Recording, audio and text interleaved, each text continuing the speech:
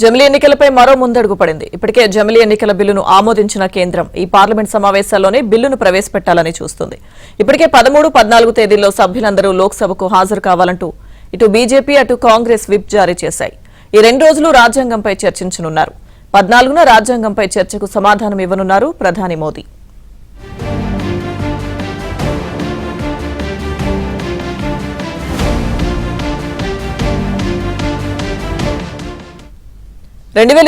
సెప్టెంబర్లో జమిలీ ఎన్నికలపై కమిటీ ఏర్పాటైంది. మార్చి 14న రాష్ట్రపతి కోవింద్ కమిటీ నివేదిక ఇచ్చింది. ఇక తొలి దశలో లోక్సభ, అసెంబ్లీలకు ఎన్నికల నిర్వహణపై సిఫార్సు చేసింది. ఇక 2వ దశలో స్థానిక సంస్థల ఎన్నికల నిర్వహణకు సిఫార్సు చేసింది కోవింద్ కమిటీ.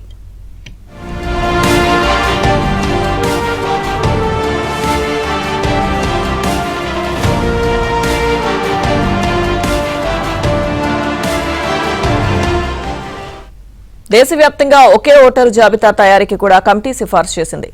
జమిలీ కోసం రాజ్యాంగానికి 18 సవరణలు చేయాలని సూచించింది. కాగా జమిలీ ఎన్నికలకు 32 రాజకీయ పార్టీలు సానుకూలంగా ఉండగా 15 రాజకీయ పార్టీలు వ్యతిరేకిస్తున్నాయి.